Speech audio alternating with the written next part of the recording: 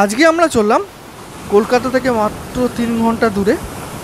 দেখব সমুদ্র, দেখব পাহাড়, রঙিন মাছের খেলা এবং শনিবার গিয়ে রবিবারেই ঘুরে কী করে রাত্রিবেলা চলে এসে সোমবার অফিস করতে পারবেন তার একটা দিশা দেখাবো।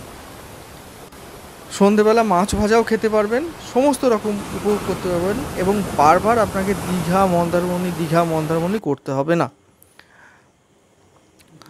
এই হচ্ছে সুন্দর পাহাড়, এই পাহাড়ে আমরা উঠব, একটা মন্দিরে পুজোও দেব।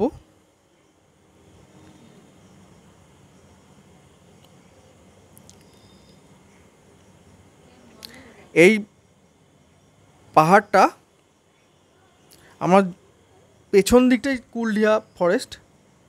আস্তে আস্তে সবই আপনাদের বলবো।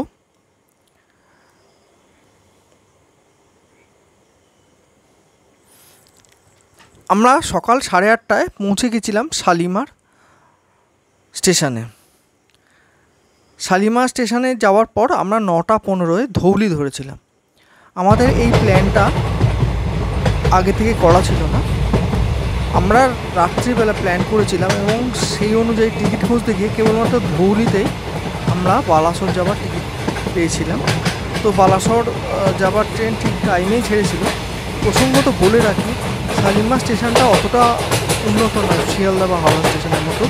এখানে আমরা কিন্তু সেইভাবে খাবার জায়গা খুঁজে পাইনি। ছোট ছোট স্টল রয়েছে কিন্তু ভারী খাবার আপনি পাবেন না। এবং আমি বলবো যে জল এবং খাবার দাবার আপনারা সঙ্গে করে নিয়ে যাবেন। ট্রেনেও কিন্তু প্যান্ট্রি কার এখনও পর্যন্ত দেখিনি। ট্রেনেও কিন্তু খাবার দাবার যে প্রচুর সেটা বলা যাবে না, সঙ্গে করে নিয়ে যাওয়াটাই বেটার। তো আস্তে আস্তে ট্রেন ছেড়ে দিল, ট্রেন আস্তে আস্তে বেশ গতি নিল।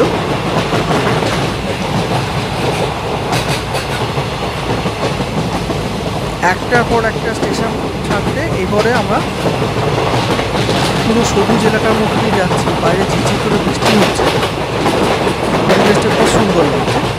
আমাদের ট্রেন ঠিক পৌঁছানোর টাইম হচ্ছে 12:50। 12:50-এর বদলে 1টা নাগাদ আমরা গিয়ে পৌঁছলাম বালাসোর স্টেশনে। এই বালাসোর স্টেশনে এর আগেও আমি এসেছি, কিন্তু বালাসোর স্টেশনটা বেশ আগের থেকে অনেক পরিষ্কার পরিচ্ছন্ন করেছে এবং উন্নত করেছে।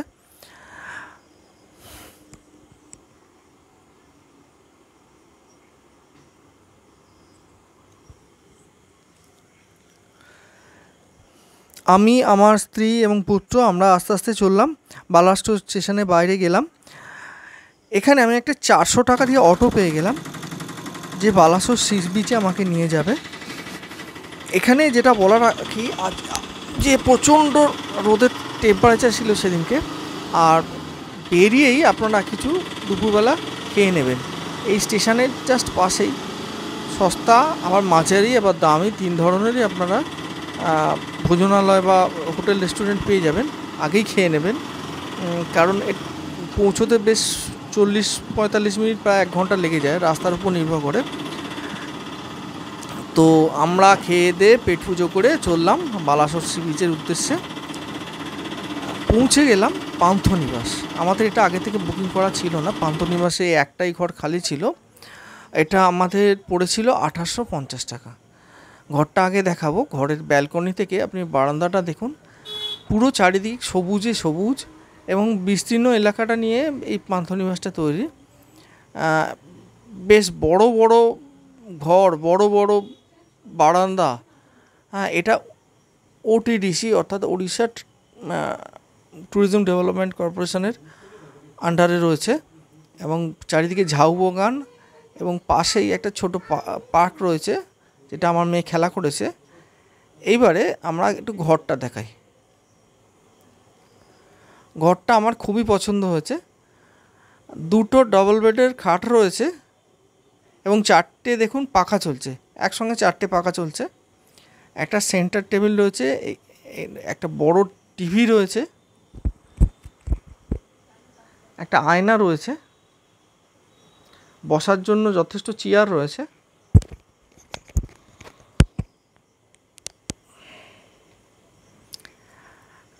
খাট এবং অ্যারেঞ্জমেন্ট বেশ পরিপাটি এবং এসিটাও চলছে। একটা এসি মানে হেভি লোডের এসি এবং 4টে ফ্যান এই ঘরটাকে পুরো ঠান্ডা করে রেখে দিয়েছে। এই ঘরের পরিবেশটাও যথেষ্ট সুন্দর। চলুন আপনাদের টয়লেটটাও দেখিয়ে আনি।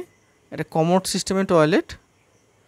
আপনারা এই হোটেলটি অনলাইনেও বুক করতে পারেন ওটিডিসির ওয়েবসাইটে গিয়ে। আমরা এসে বুক করেছিলাম, পেয়ে গেছিলাম বলে। যেটা বলার আছে, এখানে কিন্তু গিজার রয়েছে, গিজার চলমান, আমরা স্নানও করেছি। পাশে একটা আয়নাও রয়েছে আর একটা ছোট বেসিনও রয়েছে। অ্যারেঞ্জমেন্ট খুবই ভালো, আমাদের তো বেশ ভালোই লেগেছে।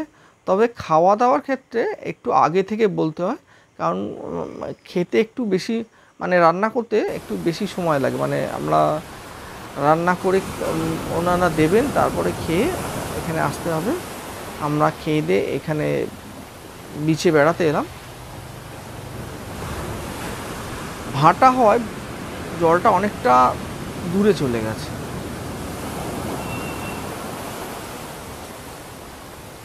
এই সন্ধেবেলা এই যে দেখছেন বাচ্চাদের খেলার জায়গা, এই ফুড স্টল, এগুলো এখন এইভাবেই থাকে। এই বিকেল 5টা সাড়ে 5টার পর থেকে পুরো মোটামুটি জেগে ওঠে। এখন সমুদ্রে প্রচণ্ড হাওয়া, সমুদ্রের ধারে আমরা একটু খেয়ে উঠে বেড়াতে বেরোলাম। ভালোই ঢেউ রয়েছে। হ্যাঁ, বেশ কিছু পর্যটক স্নান করছেন, জলে নেবে। আমার তো এত আনন্দ লাগছিল যে একটা ঝিরিঝিরি বৃষ্টি পড়ছে, তার মধ্যে সমুদ্রের মধ্যে ঘুরছি। হ্যাঁ, আর সমুদ্রের হাওয়া দারুণ। সন্ধে হতেই আমরা আবার একটু সমুদ্রের তীরে এলাম। পুরো মেলা বসে গেছে, বিভিন্ন রকম ফুড স্টল, তাছাড়া ওই শাঁখের চুড়ি, শাঁখ বা সমুদ্রজাত দ্রব্যের পসরা সাজিয়ে সব বসেছে। দীঘা বা মন্দারমণির মতো এখানেও সন্ধেবেলা মাছ ভাজা বিক্রি হয়।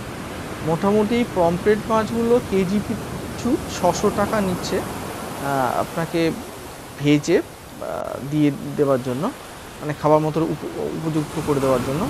আর চিংড়ি নিচ্ছে 350 টাকা। এখানে দু রকম চিংড়ি দেখলাম, ওটা একটা দেখলাম, আর এইটা একটা নীলজে ধরনের, কী চিংড়ি কে জানে। এটাও নিচ্ছে 400 টাকা মতো কেজি, আপনাকে ভেজে প্লেটে করে দিয়ে দেবে খাওয়ার জন্য। সকাল হতেই আমরা বেরিয়ে পড়লাম, পেয়ে গেলাম একটা ছোট্ট শঙ্খ। এখানে কিন্তু দীঘা বা মন্দারমণির মতো অতটা ভিড় হয় না বলে বেশ বড় বড় শাঁখই পাওয়া যায়। শাঁখই বলবো, এই যে দেখছেন যেটা। আর এইটা সম্বন্ধে আপনাদের বলছি, এই জিনিস প্রচুর পড়ে থাকতে দেখলাম। এটা কিন্তু দীঘা, মন্দারমণি বা পুরী এই ধরনের জায়গায় দেখি না। এটাকে বলা হয় পাফ ফিশ। আমি আপনাদের বোঝাতে চেষ্টা করছি পাফ ফিশটা কেমন হয়। আমি একটা ছবি দিয়ে আপনাদের বোঝাই। এই যে দেখছেন, এইরকম হয় পাফ ফিশ। এটা অ্যাকচুয়ালি লম্বা মতো একটা ফিশ। একে ভয় দেখালে বা আঘাত করলেই সঙ্গে সঙ্গে এ নিজের শরীরে হাওয়া ভরে বেলুনের মতো ফুলে উঠে জলে ভাসতে থাকে। আর এই যে দেখছেন এই অংশটা, এটা একটা নচেলের মতো, ওটা হাওয়াটাকে আটকে রেখে দেয়। আর এইটাকে বলা হয় বাংলা ভাষায় রাজ কাঁকড়া। এই ছবিটা আমি দেখিয়েছি। এইটা আগেকার দিনে বা এখনও আয়ুর্বেদিক যে বাতের তেল, এর কিন্তু প্রচুর ব্যবহার রয়েছে। তো এই জিনিস আমি কিন্তু অনেকগুলো বিচে পড়ে থাকতে দেখলাম, প্রায় 8-10টা তো দেখেইছি।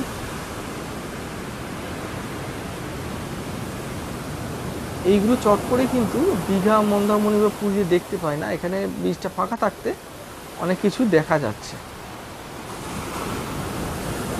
বেশ 8 থেকে 10খানা এরকম পড়ে থাকতে দেখেছি। পরের দিন গাড়ি নিয়ে চললাম আমরা সাইট সিন করতে। প্রসঙ্গত বলে রাখি, বর্ষাকাল হওয়ার জন্য কুলডিহা বা শিমলিপাল বন্ধ রয়েছে। আমরা চাইলেও সবকটা সাইট সিন করতে পারিনি। আমরা 3-4 ঘন্টা সাইট সিন করে ফিরে আসতে বাধ্য হয়েছি। আমাদের যেহেতু সবকটা সাইট সিন করা যাবে না, 4 ঘন্টার জন্য আমাদের ভাড়া পড়েছিল 2500 টাকা, একটা ছোট গাড়ি। এইখানে একটা মৎস্য বন্দর টাইপের রয়েছে, এখানে মাছ ধরা হয়, মানে এখান থেকে ট্রলারগুলো যায়, গিয়ে মাছ ধরে আবার এখানে মাছগুলো জমা দেয়। এটা একটা ছোট মৎস্য বন্দর।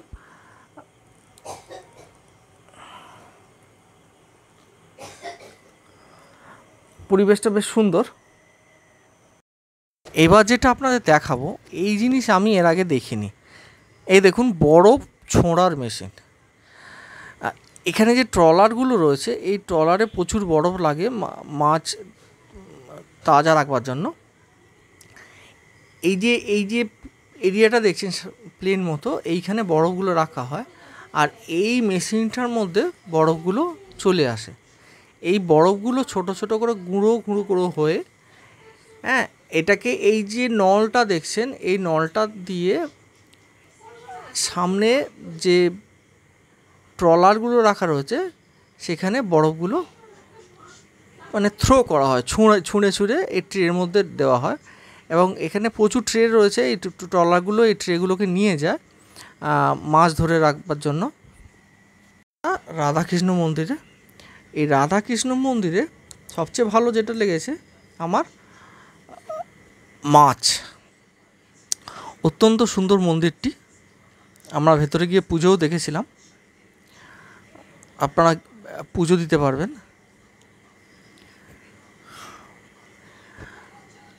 এই হলো তার বাইরে জলাশয় মাছ।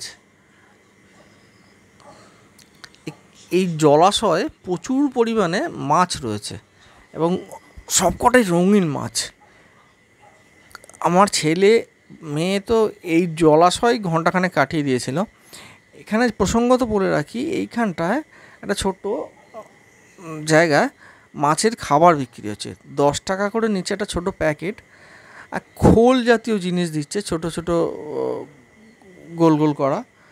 তো আপনি যখন সেই খোল এই জলাশয়ে ফেলবেন, দেখবেন চারিদিক থেকে ওই দেখুন, ওই যে মাছগুলো দেখছেন ছুটে ছুটে আসছে, কোথা থেকে সব ছুটে ছুটে আসছে, এবং প্রচুর পরিমাণে মাছ, এবং বেশিরভাগই এগুলো হলুদ, কিন্তু আর দু একটা সাদা দেখছি। ওই যেখানেই ফেলবেন সেখানে যে ঢিল ফেলার মতো একদম চারিদিক থেকে মাছ ছুটে আসছে। আর এই মন্দিরের পাশে একটা আম গাছ ছিল, আম গাছটা আমে ভর্তি হয়ে রয়েছে। তো ফটো তোলার লোভ সামলাতে পারলাম না, ফটো তুললাম একটু। এরপরে আমরা যাব দ্বিতীয় আমাদের গন্তব্য, ইনামি জগন্নাথ মন্দির। রাস্তাঘাট বেশ পরিষ্কার পরিচ্ছন্নই, তবে আবার বলছি, সঙ্গে যথেষ্ট পরিমাণে খাবার রাখবেন। খাবার দাবার কিন্তু অপ্রতুল লাগতেও পারে। তো এই মন্দিরটা অত্যন্ত সুন্দর। ফটোগ্রাফি নিষিদ্ধ হওয়ায় আমি ভেতর থেকে গিয়ে তুললাম না, বাইরে থেকে যেটুকু দেখা গেল সেটুকুই তুললাম। এখানে যেটা দেখলাম যে এখানে সামনেই রথ হওয়ায় রথের তোড়জোড় চলছে, চাকা বা বডি এগুলো সব তৈরি হচ্ছে। আমরা কিছুক্ষণ সময় কাটালাম। তবে এই মন্দিরের ভেতরে কারুকার্য অত্যন্ত সুন্দর এবং পাথর কেটে কেটে খোদাই করে, মানে অসাধারণ, আমার তো অসাধারণ লেগেছে। যাই হোক, এটা আমরা পরবর্তী গন্তব্যে চললাম। এই হচ্ছে নীলগিরি হিলস। এই নীলগিরি হিলসের ঠিক ওপারটাতে আপনার কুলডিহা ফরেস্ট। প্রসঙ্গত বলে রাখি যে আমরা ভুল সময় এসে পড়েছি। এখন বর্ষাকালে কুলডিহা আর শিমলিপাল দুটোই ফরেস্ট বন্ধ থাকে। আমরা না জেনে এসে পড়েছি, যার ফলে কুলডিহা আর শিমলিপাল দুটোই আমরা দেখতে পারবো না। যেটা হচ্ছে যে শিমলিপালের ভেতরে আমাদের থাকার ইচ্ছে ছিল, আমরা খোঁজ নিয়ে এসেছিলাম যে কোথায় থাকতে হবে, কিন্তু এখন বন্ধ রয়েছে। আরও যেটা খারাপ খবর, যেটা এখানে একটা বড় ফলস রয়েছে যেটা দেবকুণ্ড বলা হয়, বেশ বড় ফলস। আমি এর আগেও এসে দেখে গেছি জঙ্গলের মধ্যে, কিন্তু এটা জঙ্গলের মধ্যে হওয়ায় এই সময় দেবকুণ্ড বন্ধ থাকে। কারণ কি, এই বর্ষাটা পশু পাখিদের ব্রিডিং সিজন হওয়ায় জঙ্গলে তাদের ডিস্টার্ব যাতে না হয়, সেই জন্য সমস্ত রাজ্যই এই ধরনের বর্ষাকালে বনে প্রবেশ নিষিদ্ধ করে থাকে। তো চলুন আমরা পঞ্চলিঙ্গেশ্বর যে মন্দির আছে, মাফ করবেন, যে দেবতা আছে তার কাছে যাই। এখানে প্রায় 311খানা মতো সিঁড়ি রয়েছে, উঠতে বেশ বেগই পেতে হয়। তো আস্তে আস্তে উঠছি আবার বসছি, এই করতে করতে এসে পৌঁছলাম। এসে পৌঁছে দেখছি বিশাল লম্বা লাইন। আমরা প্রায় ঘন্টাখানেক লাইনে দাঁড়ালাম, তারপর ট্রেন থাকায় আমরা ফিরে এলাম।